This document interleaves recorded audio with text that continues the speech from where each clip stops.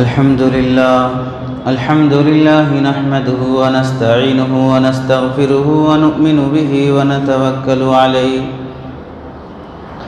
व नअऊज़ु बिल्लाहि मिन शुरूरि अनफुसिना व मिन सय्यिआति अअमालिना मन यहदिहिल्लाहु फला मुदिल्ल लहु व मन युद्लिल्हु फला हादिय लहु व नशहदु अन ला इलाहा इल्लल्लाह व नशहदु अन्न मुहम्मदन अब्दुहु व रसूलुहु अम्मा बअदु फ़क़द क़ाल अल्लाहु तबारक व तआला फ़िल क़ुरआनिल मजीद वल फ़ुरक़ानिल हमीद अऊज़ु बिल्लाहि मिनश शैतानिर रजीम बिस्मिल्लाहिर रहमानिर रहीम व इज़ा मरिज़्तु फ़हुव यशफ़ीन सदक़ल्लाहुल अज़ीम व क़ाल अन्नबिय्यु सल्लल्लाहु अलैहि वसल्लम मा अनज़लल्लाहु मिन दाइन इल्ला अनज़ल लहु शिफ़ाअ औ कमा क़ाल अन्नबिय्यु सल्लल्लाहु अलैहि वसल्लम अल्लाहुम्मा सल्लि अला सय्यिदिना मुहम्मदिन व अला आलि सय्यिदिना मुहम्मदिन व बारिक व सल्लिम अल्लाहुम्मा सल्लि अला सय्यिदिना मुहम्मदिन व अला आलि सय्यिदिना मुहम्मदिन व बारिक व सल्लिम अल्लाहुम्मा सल्लि अला सय्यिदिना मुहम्मदिन व अला आलि सय्यिदिना मुहम्मदिन व बारिक व सल्लिम।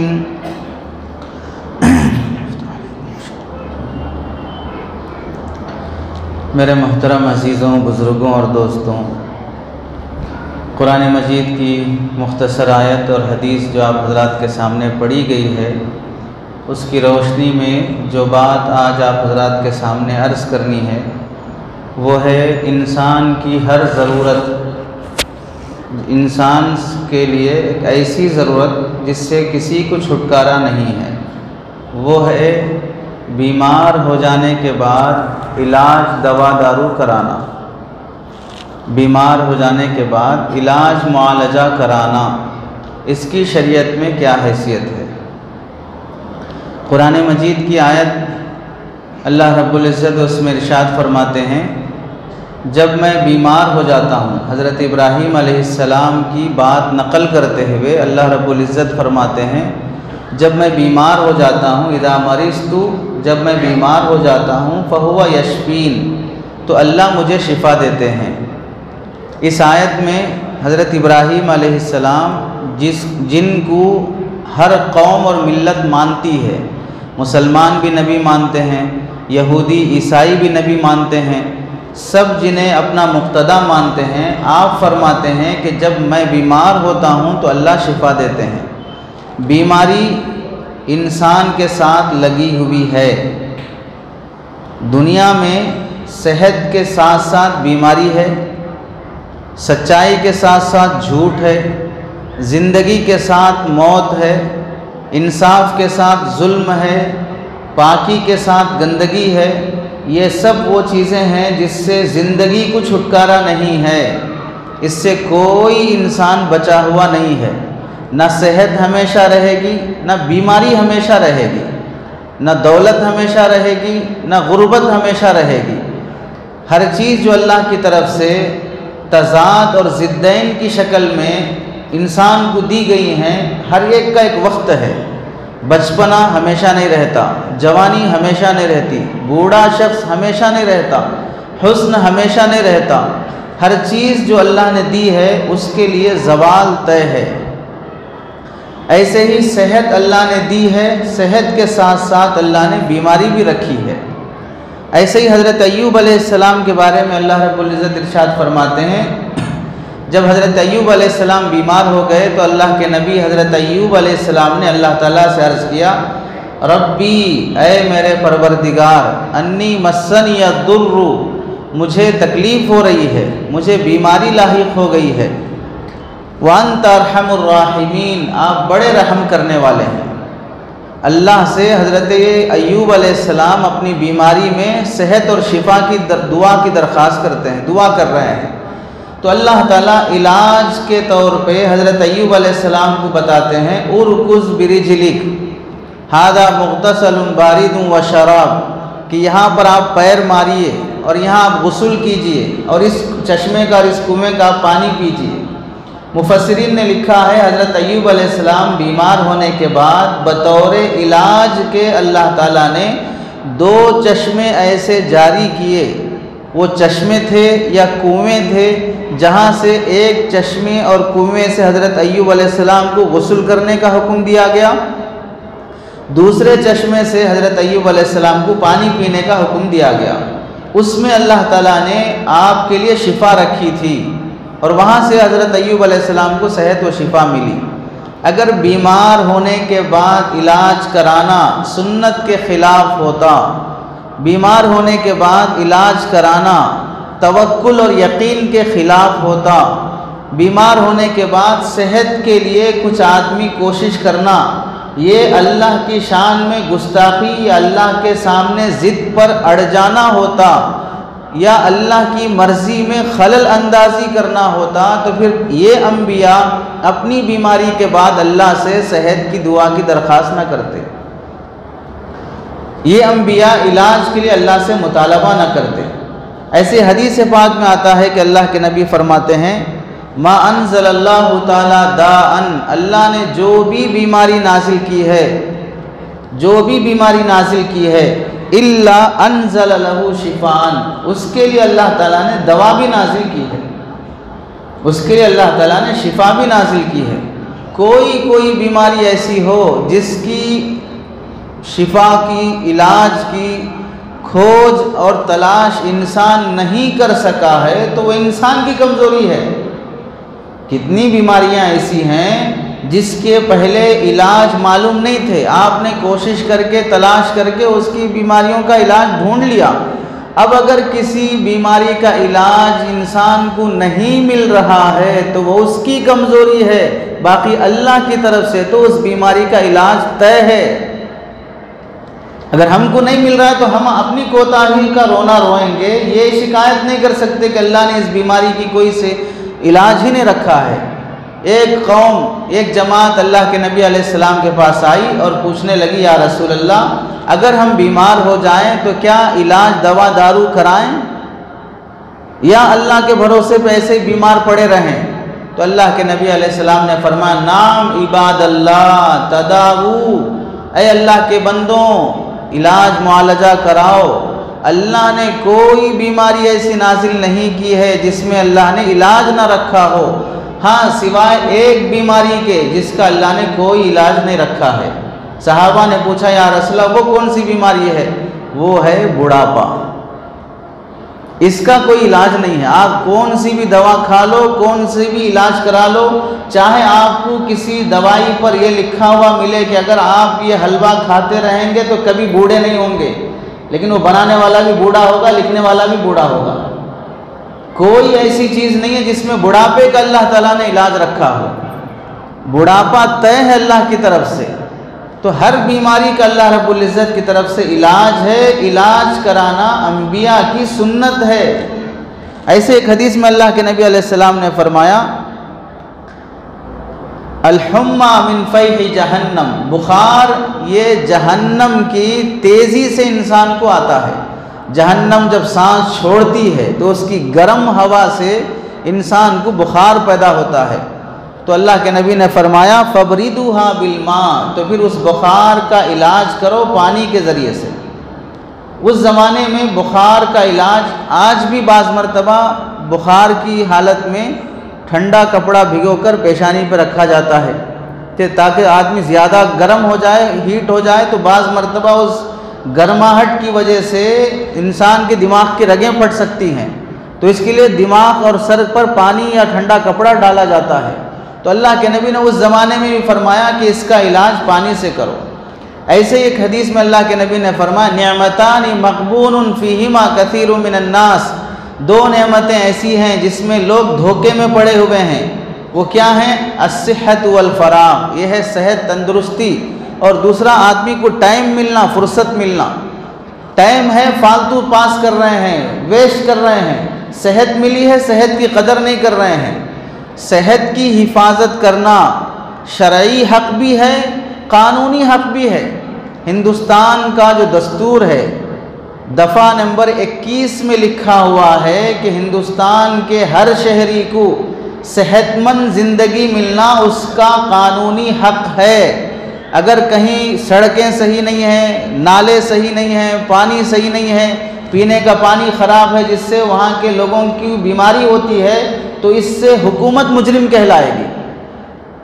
इंसानों के सेहत के, इंसानों की हुकूक की जो तंजीम है वो सरकार के ख़िलाफ़ भी केस कर सकती है कि यहाँ के हालात, जो आपने पानी, आब व हवा जो इस कदर गंदी हो चुकी है जिससे लोग बीमार पड़ रहे हैं। तो इंसान को अपनी सेहत की हिफाजत करना, सेहत का ख्याल करना, ये उसकी शरई ज़िम्मेदारी भी है और उसकी कानूनी ज़िम्मेदारी भी है। तो अहादीस में, कुरान मजीद में, अल्लाह के नबी अलैहिस्सलाम की तालीमात में, और फिर फितरी तौर पे अल्लाह ताला ने जो इंसान को फितरत दी है, उस फितरत सलीमा का भी हक़ ये है कि जैसे भूख लगने पर आप खाना खाते हैं, खाना नहीं खाना, भूखे रहने की ज़िंदगी गुजारना, ये फितरत के ख़िलाफ़ है। नींद आने पर सो जाना, ये फितरत के मुआफ़िक़ है। नींद आने के बावजूद भी काम में लगे रहना, 2-4 दिन आप जागेंगे, चौथे दिन आप बीमार पड़ जाएंगे। भूख लगने पर खाना फितरी हक़ है, नेचर है इंसान का। नींद आने पर सोना नेचर है इंसान का। क़ज़ाए हाजत, वाशरूम जाने की ज़रूरत पड़ी, आप फिर भी उसे दबा के पकड़े रखेंगे, चाहे आप 200 किलो का वज़न उठाते हो, लेकिन 1.25 किलो की गिलाज़त उठा नहीं सकते, आएगी तो निकालना पड़ेगा। ये इंसान का नेचर है, इसे दबा के रखने से शरीयत में मना किया गया है। तो जैसे ये सब हुकूक हैं, ऐसे ही बीमार पड़ने पर इलाज मुआलजा कराना भी इंसान का हक़ है। इलाज मुआलजे को तवक्कुल के ख़िलाफ़ समझना हिमाकत है। इलाज मुआलजे के ख़िलाफ़ बीमार पड़े रहना अपने आप को हलाकत में डालना है। कुरान मजीद में अल्लाह रब्बुल इज़्ज़त ने इरशाद फरमाया, वला तुल्क़ू बिअयदीकुम इला तहलुका, अपने आप को हलाकत में मत डालो। उलमा ने लिखा है कि जो इंसान को अल्लाह ने जिस्म दिया है, ये जिस्म अल्लाह की अमानत है। अमानत चाहे आपके पास 1 रुपया हो, 1 लाख हो, 1 करोड़ हो, चाहे आपके सारे जिस्म के आज़ा हो, ये सब आपके पास अल्लाह की अमानत हैं। आप अपने जिस्म के किसी उज़्व को डोनेट नहीं कर सकते, तकसीम नहीं कर सकते, खैरात और हदिये में दे नहीं सकते। आप मर रहे हैं, मरते वक्त आप वसीयत कर रहे हैं कि मेरे मरने के बाद मेरी किडनी फ़लाँ को दे दी जाए, मेरी आँखें फ़लाँ को दे दी जाए, मेरे ये फ़लाँ गुर्दे फ़लाँ को दे दिए जाएँ। किसी को नहीं देंगे। आपके नाखून भी नहीं काटे जाएंगे, आपके मूंछ भी नहीं तराशे जाएंगे, जैसे हैं वैसे ही आपको दफनाया जाएगा। आपको हक़ ही नहीं बनता है कि आप अपने जिस्म के आज़ा किसी को देने की वसीयत करके मरें। बदर्जे मजबूरी उलमा ने लिखा है कि खून मजबूरी में किसी की जान बचाने के लिए आप डोनेट कर सकते हैं। इसके अलावा अपना गुर्बत है, फाका है, जीना मुश्किल है, इसलिए खून बेच के जी रहे हैं, या अपनी किडनी बेच के आप आईफोन ख़रीद रहे हैं, ये सब शरीयत में नाजायज़ और हराम है। क्योंकि आपका जिस्म आपका नहीं है, आपके बाप का भी नहीं है, ये जिस्म अल्लाह की अमानत है। इसलिए बाप भी अगर बेटे की जान लेना चाहे तो उसे हक़ नहीं है अपनी बेटे की जान लेने की। मैं पैदा किया हूँ, मैं जान ले सकता हूँ, हरगिज़ इसका हक़ नहीं है। बीवी की जान शोहर को लेने का हक़ नहीं है, अगरचे कि वो तुम्हारी मातहत है। ग़ुलाम की जान आका को लेने का हक़ नहीं है। हर एक की जान का मालिक अल्लाह है। तो अल्लाह ताला ने फरमाया, वला तुल्क़ू बिअयदीकुम इला तहलुका, अपने आप को हलाकत में मत डालो। बीमार होने के बाद ऐसी बीमारी जो इलाज के बग़ैर अच्छा नहीं हो सकती, ऐसी बीमारी जिसमें आप दूसरों पे बोझ बन गए हों, बेड पे पड़ गए हैं, आपको नहलाना, खिलाना, पिलाना, धुलाना सब दूसरे कर रहे हैं, कितने दिन करेंगे? अब आप इलाज कराना नहीं चाह रहे हैं, डॉक्टरों की दवाइयाँ खाना नहीं चाह रहे हैं, इलाज मुआलजे से आप नफ़रत कर रहे हैं। मैं अल्लाह के भरोसे पे कर लूँगा, मैं फ़लाँ काम कर लूँगा। दूसरों के तकलीफ़ हो रही है आपके इस तरह पड़े रहने से। और कभी बीमारी ऐसी है कि अगर आप उसका इलाज नहीं कराएंगे तो वो बीमारी मुताद्दी हो सकती है, एड्स की बीमारी या कोई ऐसी बीमारी जिसके बारे में डॉक्टरों ने कहा है कि ये अगर बीमार ऐसे ही रहा वो बीमारी फैल सकती है, और आप कह रहे हैं कि मैं उस बीमारी में इलाज नहीं कराऊंगा। ऐसी बीमारियों के सिलसिले में फुक़हा का मुत्तफ़क़ा फ़ैसला है, ऐसी बीमारी में इलाज कराना वाजिब है। इलाज न कराना गुनाह, हराम, गुनाह कबीरा है। ऐसा बीमार अगर मर जाता है तो बाज़ उलमा ने लिखा है कि ये शख्स खुदकुशी करने वाले गुनाहगारों में शुमार होगा। और ख़ुदकुशी करना हराम है। खुदकुशी करने वाले के बारे में अल्लाह के नबी ने बुखारी शरीफ की हदीस में फरमाया, अल्लाह ताला कल क़ियामत में खुदकुशी करने वाले को जहन्नम के ऊपर से नीचे तक फेंकते रहेंगे। ये सज़ा उसकी खुदकुशी की दी जाती रहेगी। ऐसे ही बीमार होने के बाद इलाज कराए बगैर पड़े रहना खुदकुशी करने के मुतरादिफ है। और बाज़ उलमा ने कहा कि अगर यह बराह रास्त खुदकुशी नहीं है लेकिन बहर सूरत खुदकुशी तक पहुंचाने का ज़रिया और सबब है, गुनाह जिस तरह हराम और नाजायज़ है, गुनाह तक पहुंचाने का ज़रिया भी नाजायज़ और हराम है। सूद खाना हराम है, सूद का हिसाब लिखना भी हराम है। सूद खाना हराम है तो सूद देना भी हराम है, क्योंकि गुनाह का सबब भी गुनाह है, हराम का ज़रिया भी हराम है। जो शराब पीना हराम है तो शराब बनाना भी हराम है, शराब बेचना भी हराम है, शराब ला के देना भी हराम है। ये सब ज़राए में हैं, सबब में दाखिल होते हैं। तो आयने गुनाह जिस तरह गुनाह है, गुनाह तक पहुंचाने का ज़रिया भी गुनाह है। ज़िना गुनाह है तो ज़िना का ज़रिया बदनज़री करना भी गुनाह है। बदनज़री के बाद किसी नामहरम औरत से कॉल से, मैसेजेस से, चैटिंग से बातचीत करना भी हराम है। और गलत तरीक़े से उससे ताल्लुक़ात कायम करना भी हराम है, अगरचे कि आप उसे हाथ नहीं लगा रहे हैं। बाज़ नौजवान बोलते हैं कि हमारी मोहब्बत पाकीज़ा है, आज तक हम हाथ नहीं लगाया हूँ, आज तक मैंने उसे कुछ नहीं किया है। ये तुम्हारा बातचीत करना, तुम्हारा चैटिंग करना, तुम्हारा एक दूसरे की तस्वीरें देखना, ये सब चीज़ें तुम्हें कभी ना कभी गुनाह तक पहुंचा के रहेगा। तो गुनाह तक पहुंचाने का ज़रिया भी गुनाह है, जैसे नेकी तक पहुंचाने का ज़रिया भी नेकी है। वज़ू मकसूद नहीं है, वज़ू के बाद नमाज मकसूद है, लेकिन वज़ू जो नमाज के लिए किया जाता है उस पर अल्लाह की तरफ से सवाब दिया जाता है। एक हदीस में है कि कोई शख्स जब वज़ू करते हुए बिस्मिल्लाहि वल्हम्दुलिल्लाह पढ़कर वज़ू करता है तो अल्लाह ताला वो वज़ू जब तक बाकी रहेगा उस वक्त तक फरिश्ते उसके हक़ में नेकियां लिखते रहेंगे। जुमा का वज़ू करके बैठ गए, 2 घंटे बैठे हैं वज़ू करके, और वज़ू से पहले बिस्मिल्लाहि वल्हम्दुलिल्लाह पढ़ के वज़ू किए हैं, 2 घंटों तक फरिश्ते नेकियां लिखते रहेंगे। तो नेकी तक पहुंचाने का सबब भी नेकी है। मस्जिद आकर नमाज पढ़ना असल मकसूद है। तो मस्जिद आने के ज़रिए को भी अल्लाह ताला ने सवाब में दाखिल किया। कदम कदम पर तुम्हें नेकी लिखी जाती है घर से वज़ू करके चलते हो तो ये कायदा मालूम हुआ कि अगर बीमार होने के बाद इलाज नहीं कराता है तो इलाज नहीं कराना खुदकुशी है या खुदकुशी तक पहुँचाने का ज़रिया है।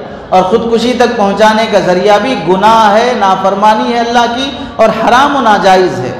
हज़रत अय्यूब अलैहिस्सलाम बीमार हुए, अल्लाह से दुआ की, अल्लाह ने शिफा दी, और दारुल असबाब के तौर पे हज़रत अय्यूब अलैहिस्सलाम को फरमाया यहाँ गुस्ल करो, इसका पानी पियो, तुम्हें अल्लाह शिफा मिल जाएगी। दारुल असबाब में सबब इख्तियार करना नबियों को भी होता है।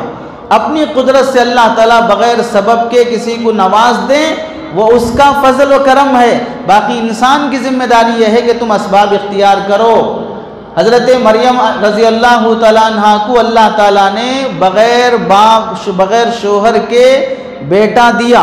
हज़रत ईसा अलैहिस्सलाम बग़ैर बाप के दुनिया में तशरीफ़ लाए अल्लाह की कुदरत से। डिलीवरी का वक्त हुआ, डिलीवरी होने के बाद जिस्म के अंदर ठंडक आ जाती है, गर्माहट की ज़रूरत पड़ती है। तो हज़रत मरियम रज़ी अल्लाह तआला अन्हा को अल्लाह ताला फरमाते हैं वहुज़्ज़ी इलैकी बिजिज़इन नख़ला, ये खजूर के दरख्त के पास जाओ, खजूर की टहनियाँ हिलाओ। मौसम खजूर का नहीं है लेकिन तुम टहनी हिलाओ, खजूर गिरेंगे, वो खजूर खाओ, गर्मी चढ़ेगी उससे। तो अब यहाँ पर उलमा लिखते हैं जो अल्लाह बग़ैर शोहर के बाप दे रहा है, बेटा दे रहा है, वो अल्लाह ताला बग़ैर टहनी हिलाए के खजूर भी तो दे सकता है। लेकिन हज़रत मरियम को क्यों कह रहे हैं जाके खजूर की टहनी हिलाओ तो खजूर गिरेंगे? दुनिया दारुल असबाब है, वहाँ कुदरत ज़ाहिर हुई, यहाँ असबाब के तहत तुम्हें ये काम मेहनत करना पड़ेगा। बीमारी अल्लाह की तरफ से आती है, शिफा भी अल्लाह की तरफ से आती है। कोई मोमिन जो इलाज कराता हो वो हरगिज़ ये ना समझे कि मैं तवक्कुल और यकीन के ख़िलाफ़ काम कर रहा हूँ। इलाज कराना मेरी ईमान की कमज़ोरी है, इलाज कराने से मेरा ईमान कमज़ोर हो जाएगा। बीमार होने के बाद मैं डॉक्टर के पास चला गया, दवाई खा लिया तो मेरा ईमान ख़तरे में पड़ जाएगा। ऐसा सोचने वाला मोमिन कामिल हो ही नहीं सकता, बल्कि उसे बेवकूफ़, अहमक, पागल कहा जाएगा। जब बीमारी अल्लाह की तरफ से है, शिफा अल्लाह की तरफ से है, इलाज कराना अल्लाह का हुक्म है, नबी की सुन्नत है। अल्लाह के नबी अलैहिस्सलाम बीमार हुए, बुखार इस कदर शदीद आया, सहाबा जिस्म पे हाथ रखते यूँ मालूम होता कि 2-2, 3-3 आदमियों का बुखार है। अल्लाह के नबी ने फरमाया अजर भी वैसे ही मिलता है, जैसे बुखार की सख्ती होती है, तकलीफ़ होती है, अजर भी अल्लाह वैसे ही देते हैं। और उस आलम में अल्लाह के नबी को टब में बिठाकर पानी के ऊपर से 3-4 मटके पानी उंडेला जाता, तब जाके जिस्म की गर्माहट कम होती। ये बुखार का इलाज हो रहा है। अल्लाह के नबी अलैहिस्सलाम गज़वे में गए, लोहे की खोद सर में घुस गई, सहाबी ने अपनी दांतों से पकड़ के वो निकाला, खून सर से बहने लगा। हज़रत फ़ातिमा रज़ी अल्लाह तआला अन्हा चटाई जलाकर चटाई की राख वहाँ पर लगा रही हैं खून बंद होने के लिए। ये ज़ख्मियों का इलाज है। अल्लाह के नबी अलैहिस्सलाम के सहाबा के साथ ग़ज़वात में, जंगों में सहाबियात जाती थीं बीमार आदमी को दम दवा कराने के लिए, इलाज मुआलजा करने के लिए, मुजाहिदीन को पानी पहुंचाने के लिए। तो सहाबियात का काम ग़ज़वात और जंगों में जाना दुश्मनों से लड़ने के लिए नहीं था। वहाँ जाना सहाबा जो बीमार हो जाते हैं उन्हें तीर उठा के देना है, या उन्हें दवाई देना है, या उनका ज़ख़म मरहम पट्टी करना है। इस खातिर सहाबियात ग़ज़वात में शरीक होती थीं।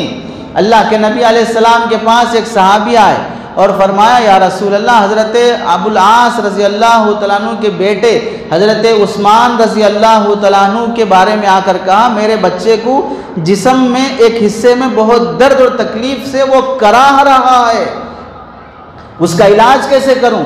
अल्लाह के नबी अलैहिस्सलाम ने फरमाया जिस जगह पर दर्द है, तकलीफ़ है, वहाँ पर हाथ रखकर ये दुआ पढ़ो, अल्लाहुम्मा इन्नी आऊदु बिका मिन शर्रि मा अजिदु व हाज़िर। अल्लाह मैं पनाह चाहता हूँ उस शर से जो मुझे महसूस हो रही है और जो मुझके मेरे अंदर पाई जा रही है। वहाँ ये हाथ रख के दर्द हाथ रख कर दुआ पढ़ा करो और उस पर दम किया करो। एक भाई आया अल्लाह के नबी के पास और कहा या रसूलल्लाह मेरे भाई के पेट में बहुत दर्द है, तकलीफ़ है। अल्लाह के नबी ने फरमाया जाके उसे शहद पिलाओ। शहद पीने के बाद दर्द बढ़ गया, पेट फूल गया, फिर शिकायत लेके आया या रसूलल्लाह और बढ़ गया है मर्ज़। अल्लाह के नबी ने फरमाया सदक़ल्लाह व कज़ब बतन अख़ीका, अल्लाह सच कह रहा है, तेरे भाई का पेट झूठ कह रहा है। शहद में अल्लाह ने शिफा रखी है और पिलाने के बाद तू कह रहा है कि बढ़ गई बीमारी, दोबारा जाके पिलाओ। दोबारा पिलाए, 6 पिलाए, तीसरी मरतबा में जाके उनके भाई का पेट का मर्ज़ सही हो गया, पेट सही हो गया। तो यहाँ पेट के मर्ज़ का इलाज अल्लाह के नबी सहाबा को करवा रहे हैं और ख़ुद अल्लाह के नबी अलैहिस्सलाम बीमार हुए, सहाबा बीमार हुए, हज़रत अबू बकर रज़ी अल्लाह तआला अन्हु बीमार हुए, उनका इलाज हो रहा है। हज़रत बिलाल बीमार हुए, उनका इलाज हो रहा है। हज़रत साद बिन माज़ रज़ी अल्लाह तआला अन्हु बीमार हो गए, ग़ज़वे में तीर लगा, ज़ख़म बहने लगा, खून बहने लगा। अल्लाह के नबी ने उस ज़माने में लोहा जलाकर जिस्म पर दागा जाता था जिससे बहने वाला खून बंद हो जाता था। उस ज़माने में ये इलाज किया जाता था। अल्लाह के नबी ने खुद अपने हाथों से उन सहाबी को दागा और जिससे उनका खून थम गया। हज़रत अली रज़ी अल्लाह तआला अन्हु ग़ज़वा खैबर के मौके पर झंडा आपके हाथ में देने के लिए बुलाया, आँखों में आशूबे चश्म है, आँखों से पानी बह रहे हैं। हज़रत अली को बुलाया, अपना लुआब लगाया जिससे आँखें सही हुई। तो दसियों हज़ारों सहाबा ऐसे हैं, इंसान है, सर है तो सर का दर्द भी है, पेट है तो भूख भी साथ लगी है। तो ये बीमारियां इंसान के साथ लगी हैं, इलाज मुआलजा कराना नबियों का तरीक़ा है। इलाज 3 तरह का होता है, एक इलाज यकीनी, एक इलाज ज़न्नी, एक इलाज वहमी। यकीनी इलाज क्या है?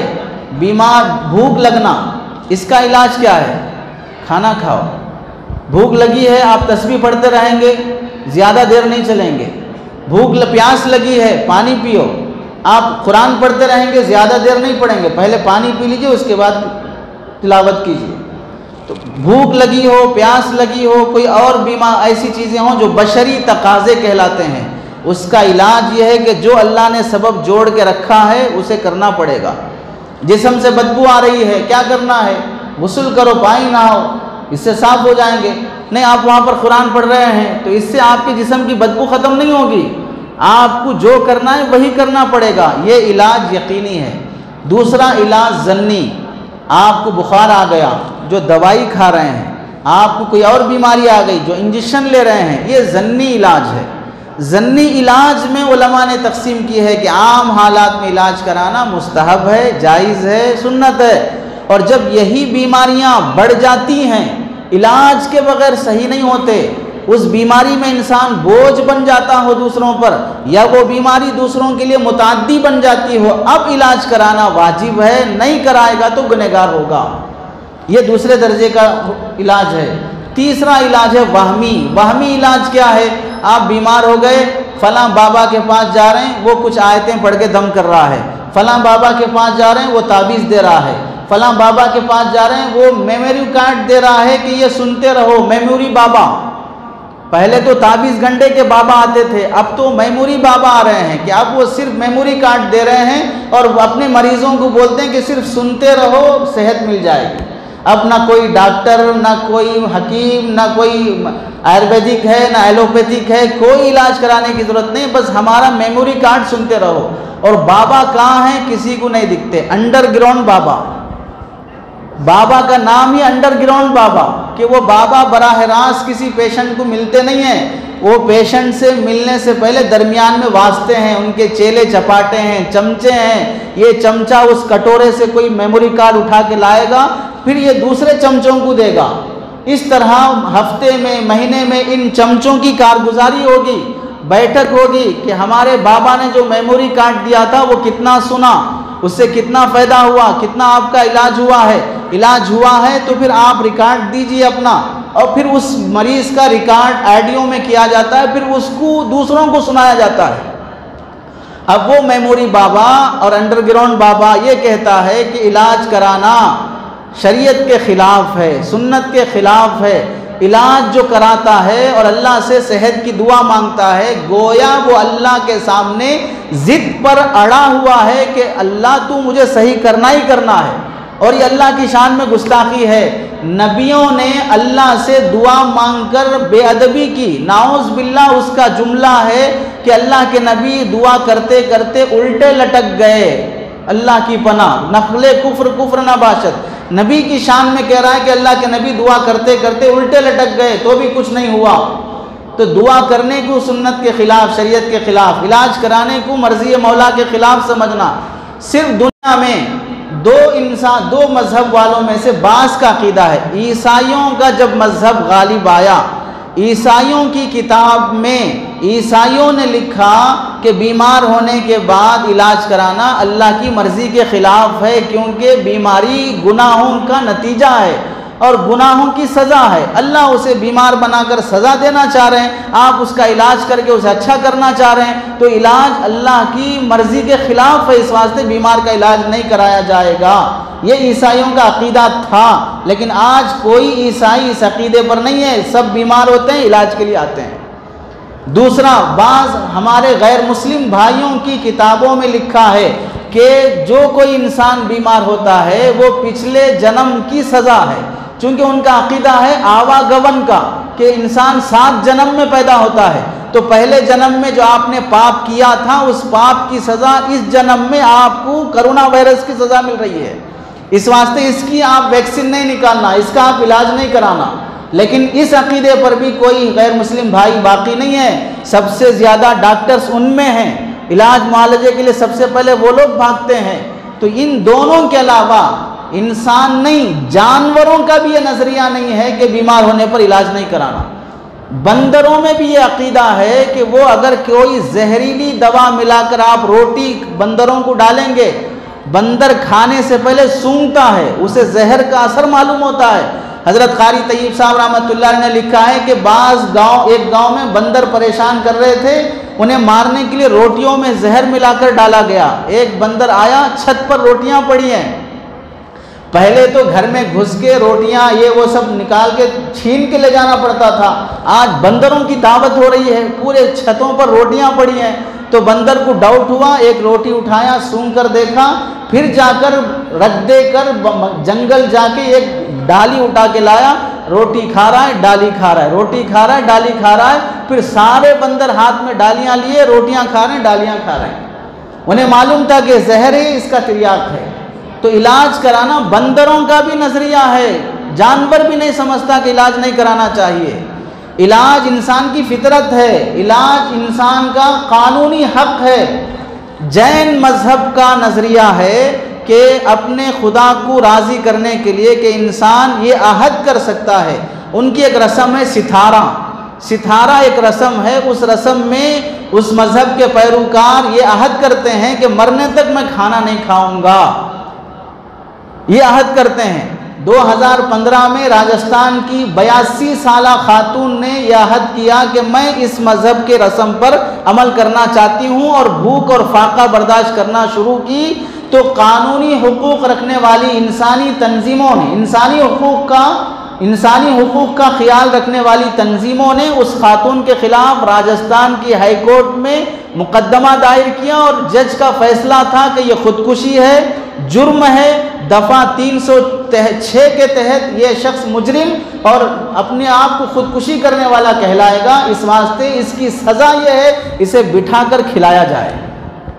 इसकी सज़ा यह है कि इसे बिठाकर ज़बरदस्ती खिलाया जाए। ये यहाँ कानून का हक नहीं है, ये किसी को यह हक नहीं बनता कि आप भूखे रहकर मरना चाहें।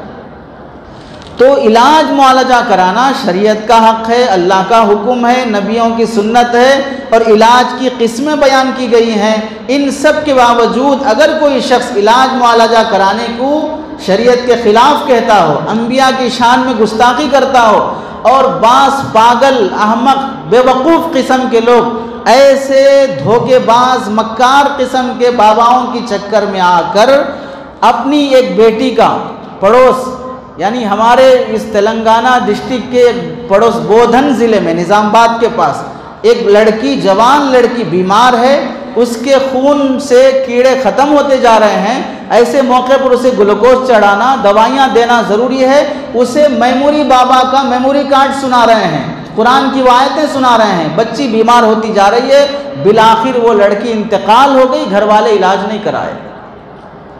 उस लड़की के मरने में उन सब माँ बाप का बराबर का गुनाह में शरीक हैं। कौन सा ऐसा, अगर कोई बाबा कोई भी इलाज मुआलजा कराने वाला ये तावीज़ गंडों का या दम दवा का ये कहता है कि आपको फलां डॉक्टर को दिखा लिए, फलां डॉक्टर को दिखा लिए, फलां डॉक्टर को दिखा लिए, कुछ भी नहीं हो रहा है, तो अब वो अगर ये कहता है कि डॉक्टरों का नहीं है, ये कुछ और लग रहा है, इस वास्ते आप डॉक्टरों के पास जाना छोड़ दो, हकीमों के पास जाना छोड़ दो, आप ये पढ़ते रहो, ये सुनते रहो, कुछ इलाज मत कराओ, वो उस आदमी के झूठे और मक्कार होने में कोई डाउट नहीं है। ये दम दवा का जो मसला है ये तीसरे दर्जे का इलाज है, ये मौहूमी इलाज है। इंसान का वहम है कि इससे अच्छा होगा। और एक बात याद रखो, ये जो कुरान से इलाज कराना है हर इंसान के बस की बात नहीं है, ये हर इंसान के लिए मुआफिक भी नहीं है, बल्कि बाज़ लोगों के लिए तो कुरान से इलाज कराना नुकसानदेह है। ये सुन लो, बाज़ लोगों के लिए कुरान से इलाज कराना नुकसानदेह है। कैसे? अगर आपकी बीमारी में आप डॉक्टर से इलाज कराते हैं, 4 डॉक्टर आप बदल लिए, ठीक नहीं हुआ, आप डॉक्टर से बदगुमान हो जाएंगे, इलाज मुआलजे से बदजन हो जाएंगे, डॉक्टरों पर उंगलियां उठाएंगे, सब लुटेरे हैं, सब धोखेबाज हैं, इन्हें भी फिरा रहा, उन्हें भी फिरा रहा, सब खा रहे हैं बैठ के, कोई सही नहीं है। इस तरह की बातें 2-4 डॉक्टरों से इलाज कराने के बाद आपके दिलो दिमाग में पैदा हो जाती हैं। ऐसे ही अगर कुरान से इलाज कराना शुरू करने के बाद ये सूरा पढ़े तो भी ठीक नहीं हो रहा, वो आयत पढ़े तो भी ठीक नहीं हो रहा, वो वजीफा पढ़े तो भी ठीक नहीं हो रहा, कमज़ोर ईमान वाले का अकीदा कुरान में बिगड़ना शुरू हो जाता है कि कौन सी भी सूरत पढ़ो ठीक नहीं हो रहा, कुरान में इलाज ही नहीं है, कुरान में कोई असर ही नहीं है, कुरान पर उसके शिफा होने का अकीदा बिगड़ता ख़त्म होता जाएगा।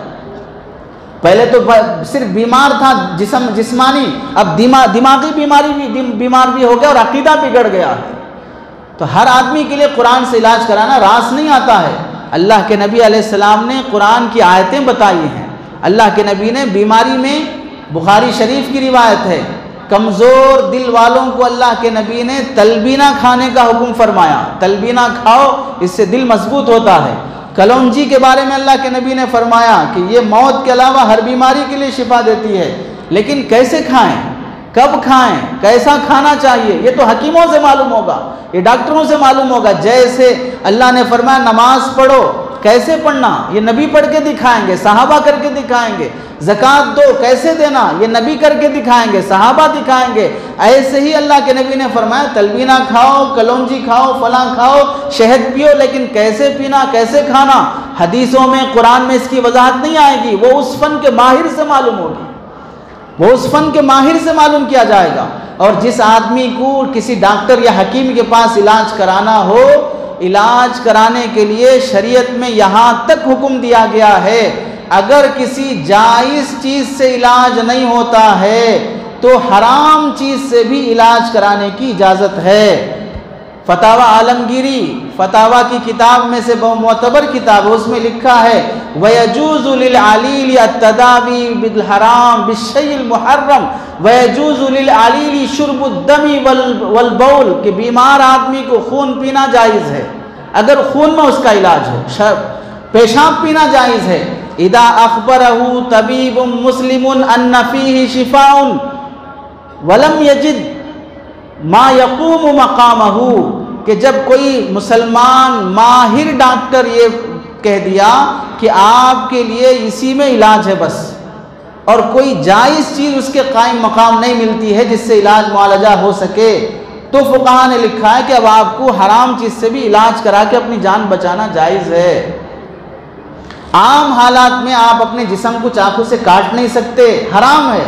वही डॉक्टर के पास ज़रूरत पड़ जाए तो आपके जिस्म को काटना अब ज़रूरी है। एक वक्त काटना हराम था, एक वक्त काटना अब ज़रूरी है। ऐसे ही एक वक्त खाना ये हराम था, अब ये खाना ज़रूरी है, इसके बगैर आपका इलाज नहीं हो सकता। अल्लाह के नबी अलैहिस्सलाम के पास मदीने में एक चंद लोग आए जो अंदर से मुनाफिक थे, ऊपर से मुसलमान थे। मदीने की आब व हवा उन्हें साजगार नहीं आ रही है। अल्लाह के नबी ने फरमाया वहाँ मदीने के बाहर उस इलाके में जाके रहो और वहाँ के ऊँट जो बैतुल माल के ऊँट हैं उनकी देखभाली करो और उनका दूध भी पियो, उनका पेशाब भी पियो, उनका दूध भी पियो, उनका पेशाब भी पियो, उसमें उनके लिए शिफा है। मदीने में पेट फूल जा रहे थे उनके, वहाँ जाने के बाद उनको अल्लाह ने उसमें शिफा रखी थी। तो इससे इमाम मोहम्मद रहमतुल्लाह अलैह ने फरमाया है कि ज़रूरत के मौके पर हराम चीज़ से भी इंसान के लिए सेहत और शिफा हासिल करने के लिए कोई मुहर्रम चीज़, हराम चीज़ इस्तेमाल करने की गुंजाइश है। लेकिन मुसलमान तबीब हाज़िक़ माहिर डॉक्टर बोले और उसका बदल हलाल में ना मिलता हो तब जाके उसकी इजाज़त है। वरना आप टेंशन में हैं जाके शराब पी रहे हैं, टेंशन का इलाज शराब में है, टेंशन में है जाके सिगरेट मार रहे हैं, इसका इलाज सिगरेट में है, ये नहीं है। तबीब हाज़िक़ बोला आपको कि आप दम मारो तो आपका दिमाग सही हो जाएगा, दिमाग ख़राब हो गया है, कब कौन सा इलाज कराना चाहिए ये भी नहीं मालूम है। तो इलाज के सिलसिले में कमी कोताही बर्दाश्त नहीं की जाएगी। जो बाबा ऐसा कहते हैं कि मेमोरी कार्ड सुनते रहो, उस मेमोरी बाबा को जूते लगाइए। आपका जान का दुश्मन भी है, अल्लाह रसूल का दुश्मन भी है। किसी डॉक्टर से इलाज कराओ, इलाज कराने में मुसलमान गैर मुस्लिम का फ़र्क नहीं किया जाता है। दर्जे हैं कि पहले किससे कराना चाहिए, बाद में किससे कराना चाहिए। मुज़क्कर मुअन्नस में दर्जे हैं, पहले लड़के लेडी डॉक्टर होना चाहिए, पहले जेंट्स के पास जाना चाहिए। दर्जा बनती है, लेकिन मना नहीं है कि आप जा ही नहीं सकते हैं। बाज़ मौक़ों पर औरत का इलाज मर्द करना पड़ता है और बाज़ मौक़ों पर मर्द का इलाज औरत करना पड़ता है। ऐसे मौके पर दर्जा बंदी दी गई है, लेकिन ये नहीं कहा गया कि आप इलाज कराना ही नहीं है। अब अगर आखिर में ये बात है कि अगर इलाज कराना ही नहीं है तो फिर ये मेमोरी कार्ड भी तो इलाज है ना भाई। जब इलाज कराना ही नहीं है तो मेमोरी कार्ड भी तो इलाज है।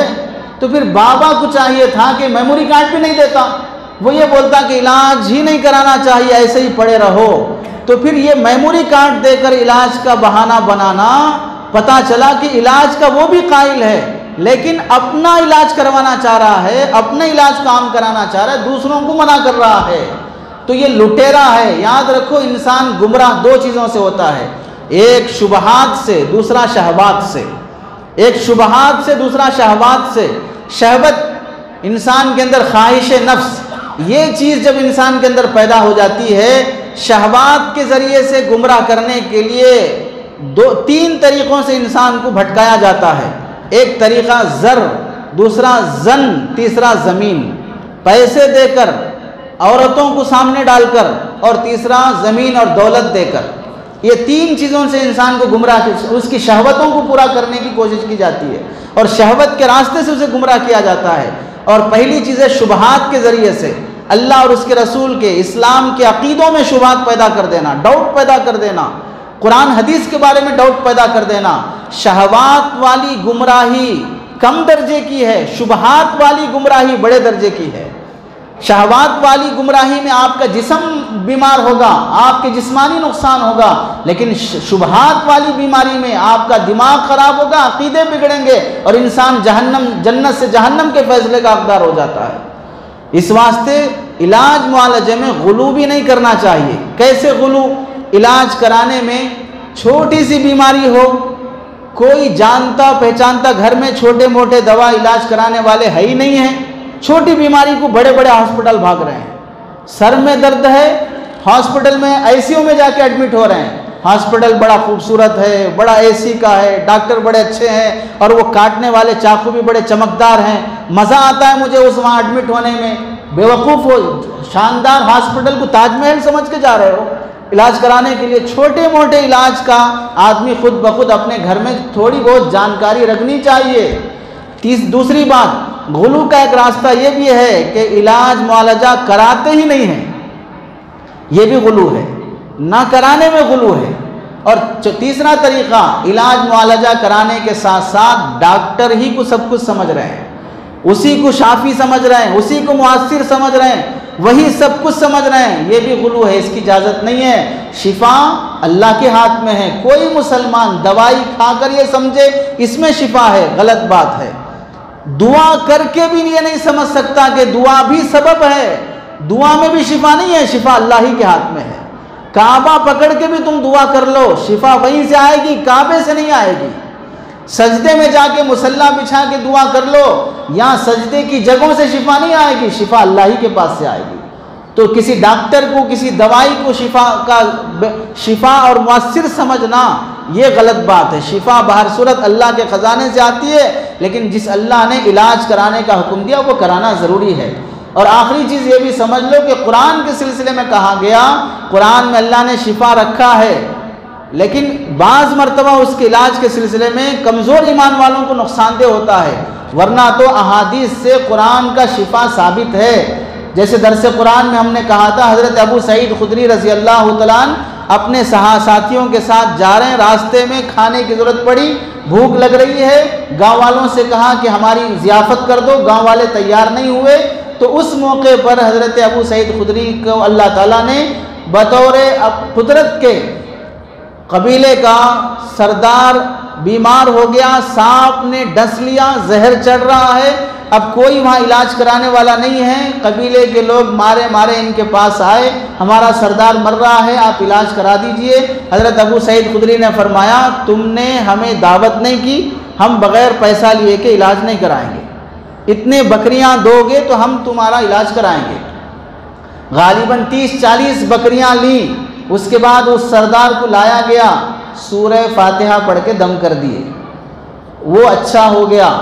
अब वो बकरियां खाने के बारे में सहाबा में इख्तिलाफ हुआ, खाना नहीं खाना, कुरान से दम करा के पैसे लिए हैं। सहाबा ने फैसला किया, जाके अल्लाह के नबी से पूछ लेते हैं, खाना नहीं खाना है। ये समझो, अगर किसी मसले में इख्तिलाफ हो तो उससे पूछो जो जानता है, आपस में लड़ना नहीं है, उससे पूछो जो जानता है। तो सहाबा नबी के पास आ रहे हैं कि या रसूलल्लाह, इस तरह दम करके बकरियां लिया, अब ये खाना नहीं खाना है। तो अल्लाह के नबी ने फरमाया, अल्लाह की तरफ से तुम्हारे लिए एक फजल था, खाओ और उसमें से मेरा भी हिस्सा रखो, उन बकरियों में मेरा भी हिस्सा रखो। तो कुरान में अल्लाह ने शिफा रखी है, लेकिन हर आदमी के लिए इसमें बाज़ कमज़ोर ईमान वालों के लिए ख़तरे की बात होती है। आज का ये उन्वान इस वास्ते बयान किया गया, वरना तो बहुत से लोग समझते हैं भाई कौन है जो बीमार पड़ा तो इलाज नहीं कराता। हर आदमी इलाज कराता है, लेकिन उम्मत में आने वाले फितनों में से एक नया फितना इस तरीके से उम्मत में आया है जो बीमारी के बहाने उम्मत के अकीदे को बिगाड़ रहा है। बीमारी बहाना, इलाज बहाना है कि इलाज दे रहा है, मेमोरी कार्ड दे रहा है, और उस बहाने से आने वाले बीमारों के अकीदे को बिगाड़ा जा रहा है। और ये कहा जा रहा है कि जो मुझे नहीं मानता वो मुसलमान नहीं है। अपने को नबी होने का दावा, जो मेरे इलाज को छोड़कर हॉस्पिटल जाके इलाज कराता है वो भी गुमराह है, जो दुआ करता है वो भी गुमराह है। और नबियों की शान में गुस्ताखी, हज़रत इब्राहीम ने अपने वालिद के लिए दुआ की तो उनकी शान में ये कहा जाता है कि हज़रत इब्राहीम ने अल्लाह की शान में बेअदबी की। अंबिया से कोई गलती भी का भी इनकार नहीं होता, गुनाह सगीरा का भी इनकार नहीं होता, गलती तो इंसान की फितरत में है। बाकी नबियों की शान में गुस्ताखी करने वाले जुमले बोलने की इजाज़त नहीं है। तो ये शख्स जो इलाज के बहाने लोगों के अकीदे पर हमला कर रहा है, उस अकीदे की हिफाजत के लिए याद रख लो, जलालत गुमराही के बाद, इलाज मुआलजे से मिलने वाली बीमारी के बाद 100 साला ज़िंदगी जीने से भी 1000 दर्जे अफजल है कि बीमारी के साथ चंद दिन जी के मर जाओ। बीमारी के साथ चंद दिन जी के मर जाओ, लेकिन अपने को गुमराह करके, अपनी अकीदे को और अपनी तौहीद का सौदा करके, अपनी अकीदे का, ईमान का सौदा करके सेहत खरीदना, ये कोई सौदा नहीं है, ये कोई बिजनेस नहीं है। इसलिए फितनों के दौर में, जिस तरह कहा जाता है बीमारी वबा के दौर में डॉक्टरों से दूर रहना जान के लिए खतरा, फितनों के दौर में उलमा से दूर रहना ईमान के लिए खतरा है। वबा और बीमारियों के दौर में डॉक्टरों से दूर रहना जान के लिए खतरा है, फितनों के दौर में उलमा से दूर रहना ईमान के लिए खतरा है। इस वास्ते अपनी सेहत की खातिर ईमान का सौदा ना करो। हज़रत इब्न अब्बास रज़ी अल्लाह तआला अन्हुमा की आंखें बीमार हो गई, ऑपरेशन कराना है, डॉक्टरों ने कहा ठीक हो जाएंगी, बस ज़मीन पे सजदा नहीं कर सकते। तो फरमाया मुझे ऐसे इलाज की ज़रूरत ही नहीं है जिससे मैं ज़मीन के सजदे से मारूम हो जाऊँ। नाबीना जीना गवारा कर लिया, लेकिन सजदा छोड़ना गवारा नहीं किया। और यहाँ पर अपने इलाज के लिए ईमान भी छोड़ना गवारा कर रहे हैं, कुफ्र भी गवारा कर रहे हैं, और फिर कह रहे हैं कि नहीं वहाँ जाने से सेहत मिल जाती, हमारा ब्लड प्रेशर काबू में आ जाता, शुगर काबू में आ जाता, बीपी काबू में आ जाती, सब काबू में आ जाते, ईमान बेकाबू हो रहा है, आदमी ईमान से निकल रहा। अगर यही चीज़ है तो गैर मुस्लिमों को मंदिर जाने के बाद, पूजा करने के बाद उनको वहाँ शिफा मिलती है, तो फिर क्या वहाँ शिफा मिलती है तो मुसलमान वहाँ जाके शिफा मांगेगा, वहाँ जाके पूजा करेगा। इस वास्ते अकीदे और ईमान की हिफाजत ज़रूरी है। अल्लाह से दुआ है कि अल्लाह ताला हम सब के ईमान की हिफाजत फरमाए। व आखिरु दावाना अनिल हम्दुलिल्लाहि रब्बिल आलमीन।